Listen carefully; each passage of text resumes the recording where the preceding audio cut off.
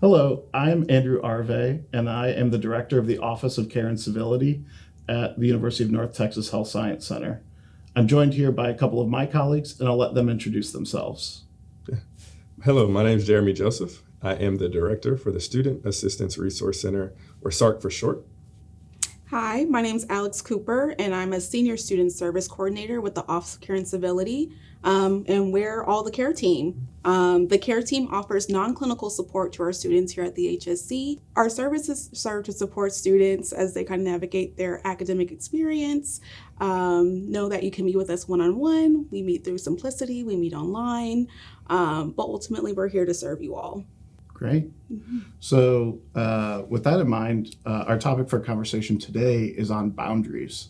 And so I know this is a topic that we talk a lot about with students because it's important. So I want us to be able to chat through some of those things, but first covering like, what is a boundary, right? Mm-hmm. For me, I think of boundaries as like some kind of rules that we put in place in order to like manage our well-being.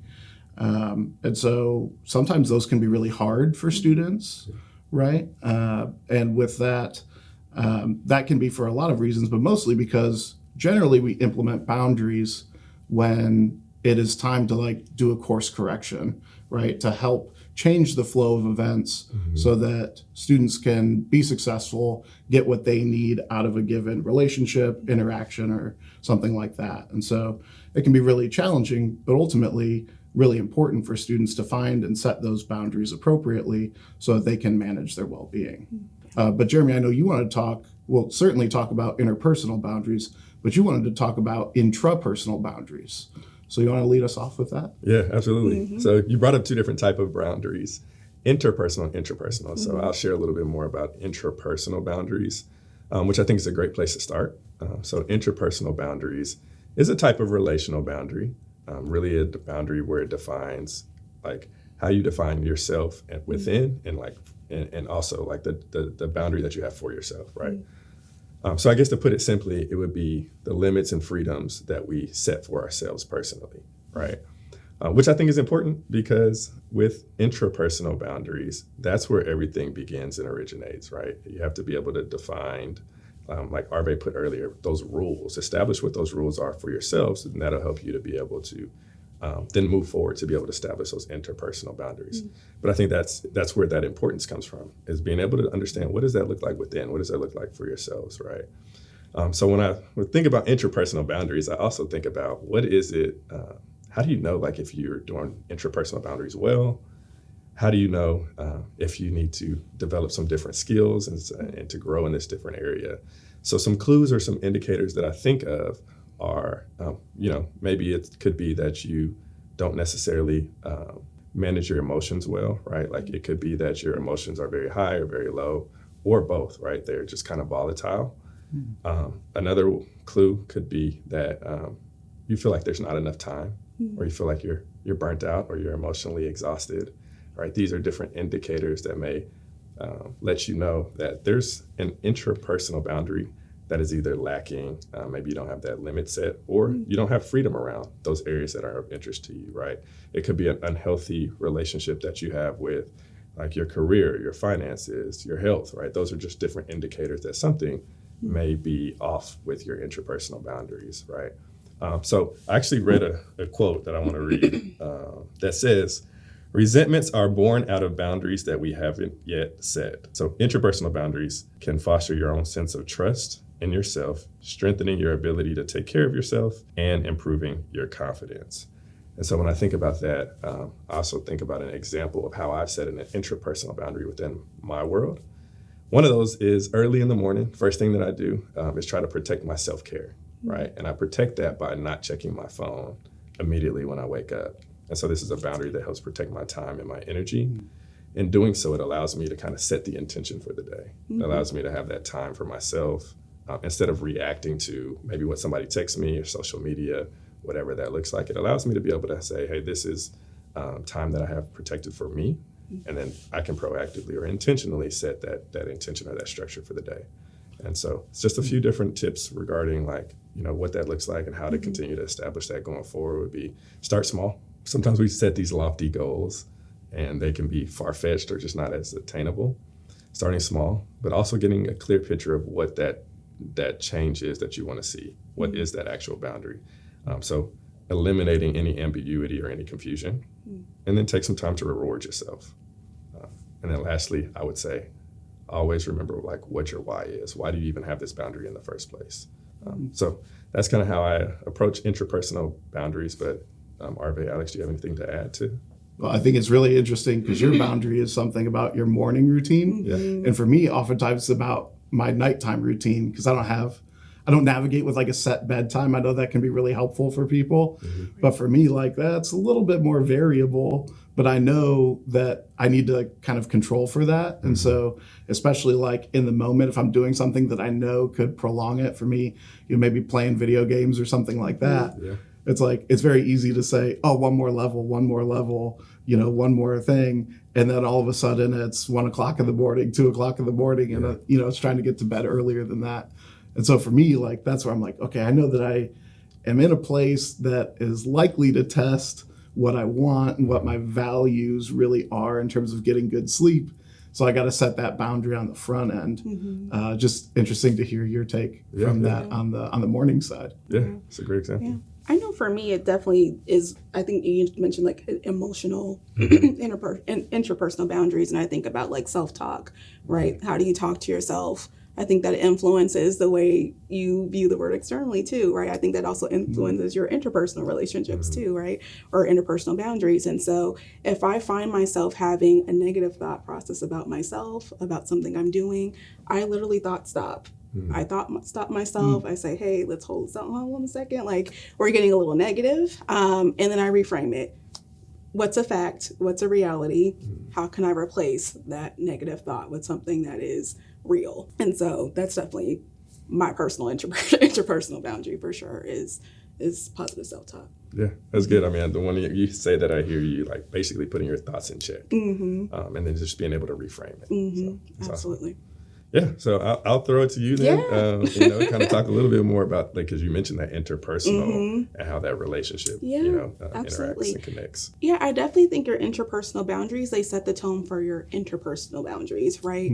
When I think about interpersonal boundaries, I think about like your external relationships, right? I think about relationship with your friends and your family, right? Your relationship with like food and, your time and your emotions, right? And so I think that when I define interpersonal boundaries, I automatically think about how it sets the tone and regulates your relationships with others, right? I think about how it also sets the tone for what's a respectful interaction and a disrespectful interaction, what's an unhealthy relationship and a healthy relationship, right? And so I think it also allows you space to protect your personal space as well. So both mental and physical. And so a lot of times we got a lot coming at us at one time, especially when you're in school and you're a student, but you're also a mom or a dad or a daughter, a sister, or whatever. And you've got a lot of other responsibilities outside of just being a student. And so you have to learn how to kind of set that line somewhere. When I think of examples, though, when it comes to setting that line or setting that interpersonal boundary, sometimes just acknowledging to say no, like it's okay to say no, and it's okay for no to be a complete sentence. I think we see that all the time on social media, that no is a complete sentence, and your no can resonate and be final. Also, it's okay to acknowledge when a boundary may feel a little bit confrontational, right? And some of us aren't always confrontational. Sometimes we don't like the idea of the conflict, but you kind of have to weigh whether or not leaving the boundary set as it is going to be sustainable for you. And so if your family, you meet for Sunday dinner every Sunday at 8 o'clock, but you got an exam on Monday, or that that's not a sustainable thing for you to keep up, it's okay for you to talk to your family and say, hey, I'm focused on school, or I have an exam to study for. I'm not going to be able to make it every Sunday to this specific event. And so just acknowledging, like being aware of that, what you're feeling, what's going on, what other things you have in place and what you're focused on, knowing your why, right? And so that you can, just adequately kind of navigate that. I also like to notate that like your interpersonal boundaries are for you. Okay, they're not for other people. And so when people have thoughts, feelings, emotions about your personal boundaries, I often like to say, like, that's not my business. That's not for me to be worried about. I can have have empathy for the person who's upset that I've set this boundary, but ultimately it's for me to be healthy. It's for me to focus on my well-being. It's for me to focus on what I need to focus on. And so if I'm setting a boundary and saying, no, I won't be at Sunday dinner every Sunday, and my mom's upset about it, that's ultimately for me, because I want to make sure I'm being successful in my endeavors, which would be school, right?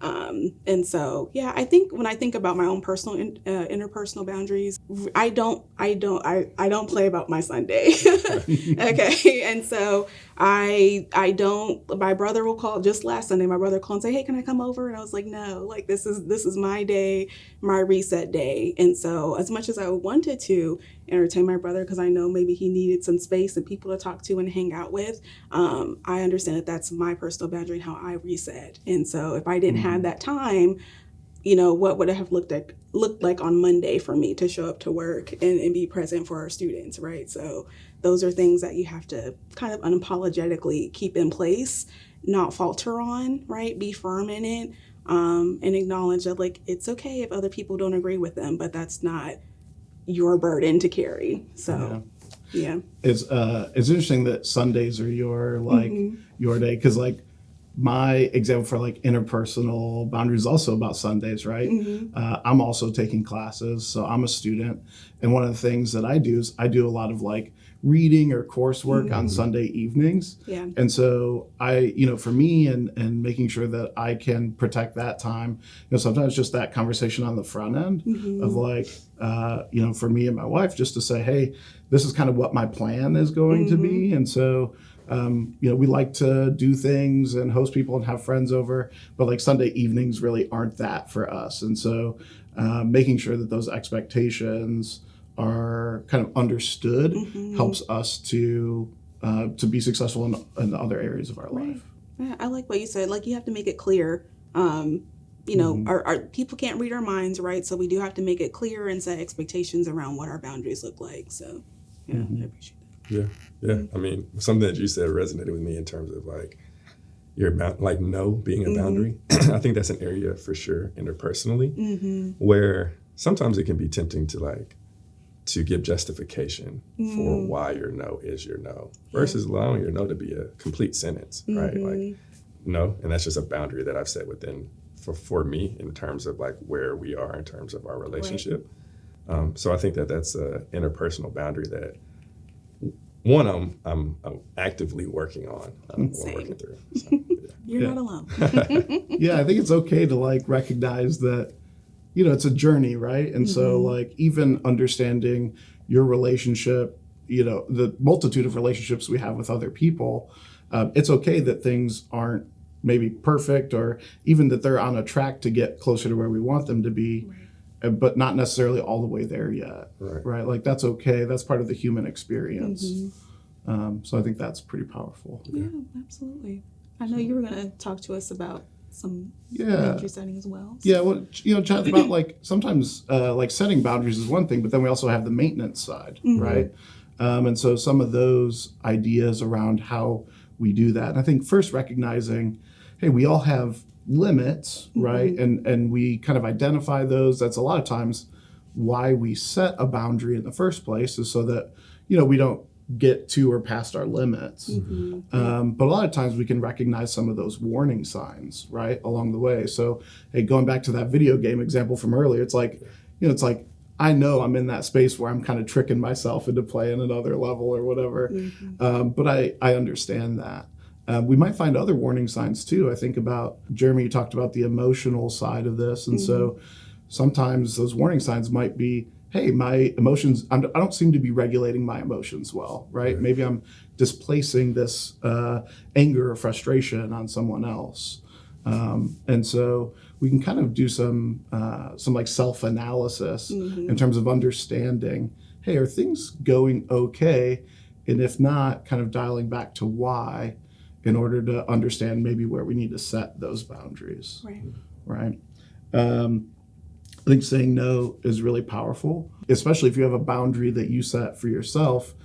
Maybe that's not necessarily a conversation with everybody about all of that. Sometimes just no, because that's your relationship with that person, right? But when I think of like tips for maintaining those boundaries, if it is impacting maybe a specific relationship, I think explanation is generally going to be on your side, right? Most of the relationships that we have with people are, I'll go back. I'll say a lot of relationships that we have with people, we like a mutual benefit from that relationship, right? And a lot of times what that means is the other person cares about us and our needs too. So if we're explaining maybe what we need and the reason for why we have that boundary, that can really help other people to respect that boundary. If I said, Jeremy, stand up for us, right? Well, you might do it because we're on camera, but like in a normal setting, your first question is probably why, right? But if I said, Jeremy, stand up, there's a spider on the couch, that's a little bit different. Once you understand the why, it may be easier to like get behind that and follow that suggestion, right? We set these boundaries because they will help us. But if we can explain that to other people and if they can understand our why, then they'll be able to help us get there, right? They're more likely to participate in that and maybe test those boundaries a little bit less. So that can be really a really helpful strategy if you can share with that person why that boundary is in place. But the other side of this is, people don't have to go through managing and maintaining these boundaries all by themselves. We have a lot of support, obviously support from us, the care team, in terms of like maybe identifying some of those areas, talking about what that can look like, especially in a more general sense. But then also there's, clinical options, right? When you think about counselors, therapists that can be on that journey with you in terms of helping you establish those boundaries, checking in on how that's going, provide some strategies. Because, as much as boundaries can be easy with people who are on the same page all the time and that kind of thing, they can also be challenging because we're all human beings, right? And we have different ways of thinking about things, different relationships to one another. And so those resources can be really helpful if you're like, hey, I need this, but I just need some help in terms of how do I do that? How is it personalized to my context? It's nice to be able to have that kind of support. And I'm glad that we offer so many good options through HSC in order to get support for our students in that way. But before we leave, I want to make sure to pan it back to y'all for a final thought. And so, Jeremy, you want to hit us with a final thought on boundaries? Yeah. Final thought about boundaries. I'll say boundaries are not about what others will and won't do. Boundaries are more about what you should and shouldn't do, right? So again, looking at what it is that you have control over and not what your expectations are of other people. Right. I love that. Yeah. I think in a little bit of the same frame is just remembering again, like your boundaries are not for other people, they're for you, right? And so know things like your non-negotiables, right? If it is, Sunday is for you, or you go to the gym at 6 a.m. every day because that's something that's going to refill your cup, right? That's going to be something that's going to help you be able to interact with others. Stand firm in that. Don't falter in that. It's a non-negotiable, right? It's not up for debate. And so just keep that in mind that your boundaries should not be up for debebate. Okay. I love that. You can reassess, but every time they're challenged is not the moment to do that, right? Exactly. Yeah, I love that. And then, my last thought, I think, would just be the idea that if you do need that support, it's here for you, right? Life can come fast, classes can come fast. And that means if there's something that's nagging, dragging you back, it can impact a lot of things. But there's help here to get that support. And that's one of the things that I'm grateful to be able to provide alongside y'all with our care team. Yeah. So, well, great. Well, thanks for engaging in the conversation. Thank you for being with us for the conversation. And we'll have some links down below if you want some of those resources. Have a good day.